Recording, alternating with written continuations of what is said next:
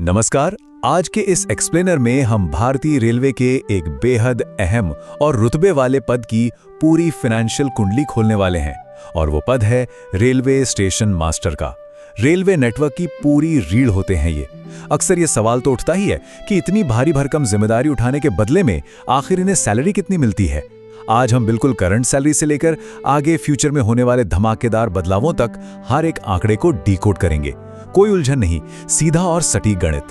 तो चलिए बिना किसी देरी के इस एक्सप्लेनर को शुरू करते हैं। इस पूरे गणित को आसानी से समझने के लिए हमने आज के टॉपिक को 4 हिस्सों में बांटा है। पहला द पाथ एंड बेसिक पे, दूसरा बिल्डिंग द ग्रॉस सैलरी, तीसरा डिडक्शंस और नेट सैलरी और अंत में 8th पे कमीशन इंपैक्ट। चलिए आगे बढ़ते हैं। Section 1 the path and basic पे। किसी भी बिजी रेलवे स्टेशन का पूरा ट्रैफिक कंट्रोल करने वाले मास्टर साहब की कुर्सी तक पहुंचना कोई बच्चों का खेल नहीं है। ये जो शानदार सैलरी है ना, ये एक बहुत ही तगड़े इम्तिहान के बाद मिलती है। आरआरबी एनटीपीसी के तहत स्टेशन मास्टर बनने के लिए सच कहूं तो कई मुश्किल पड़ाव पार करने होते हैं। पहले CBT 1 और CBT 2 एग्जाम क्रैक करना होता है। फिर आता है एक बेहद चैलेंजिंग साइको टेस्ट जो मेंटल अलर्टनेस चेक करता है। इसके बाद एक बहुत ही स्ट्रिक्ट मेडिकल टेस्ट और फिर डॉक्यूमेंट वेरिफिकेशन। और हाँ, बात यहीं खत्म नहीं होती। पोस्टिंग से पहले एक लंबी और पसीने छुड़ा देने वाली ट्रेनिंग होती है। आपको जानकर हैरानी होगी कि ये ट्रेनिंग कई बार असिस्टेंट लोको पायलट की ट्रेनिंग से भी ज्यादा लंबी चलती है। इस पूरी भट्टी में तपने के बाद ही इंडिपेंडेंट ड्यूटी नसीब होती है। अब सैलरी के गणित पर आते हैं। यहाँ 2 टेक्निकल टर्म्स हैं, बेसिक पे और ग्रेड पे। इसे थोड़ा समझ लेते हैं। रेलवे में ग्रेड पे एक ऐसा मीटर है जो किसी भी पोस्ट का लेवल और रुतबा बताता है। स्टेशन मास्टर लेवल 6 में आते हैं, इसलिए इनका ग्रेड पे 4200 रुपीस होता है। लेकिन जब हम पैसों की बात करते हैं तो असली हीरो है बेसिक पे।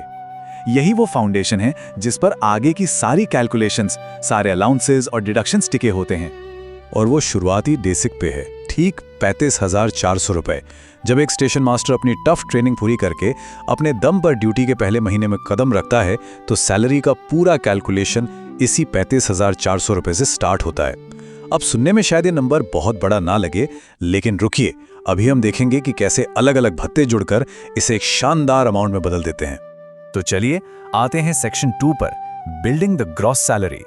असली फाइनेंशियल पावर तो तब दिखती है जब इस बेसिक पे के ऊपर सरकारी अलाउंसेस की परतें चढ़नी शुरू होती हैं।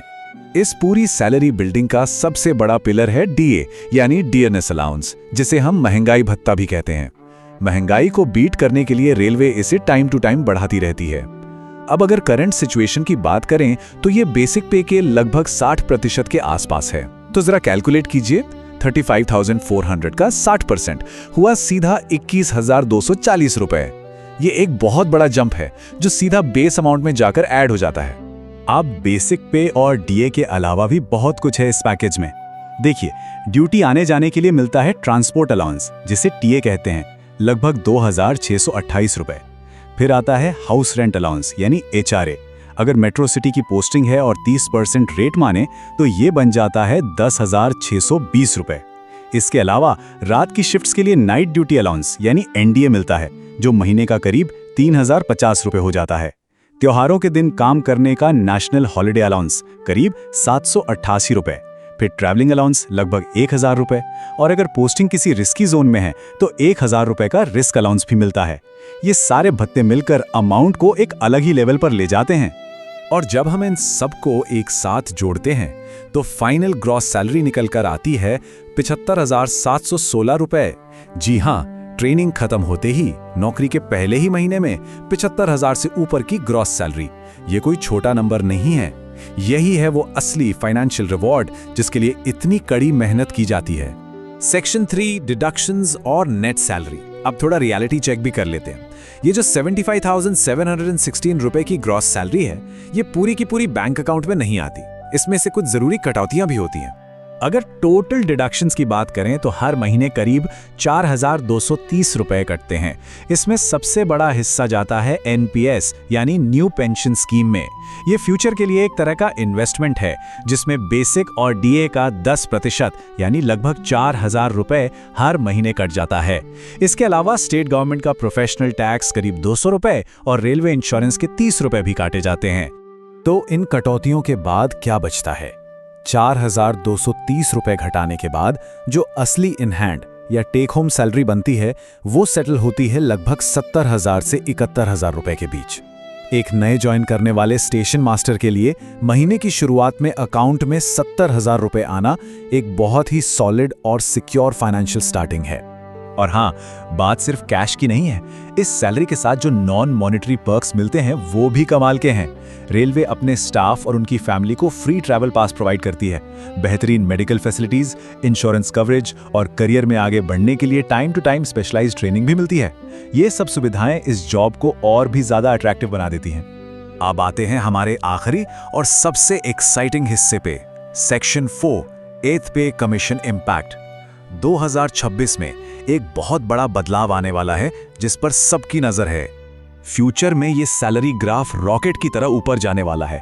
देखिए, अभी डीए 60% के करीब चल रहा है, लेकिन 2026 में जब 8वां वेतन आयोग लागू होगा तो उम्मीद है कि लगभग 2.5 गुना का मल्टीप्लायर लगेगा। इसका सीधा मतलब ये है कि आज का जो डीए है वो पूरी तरह से नए बेसिक पे में मर्ज हो जाएगा। और पता है नया बेसिक पे क्या होगा? वो सीधे उछलकर लगभग 85,000 रुपए हो जाएगा।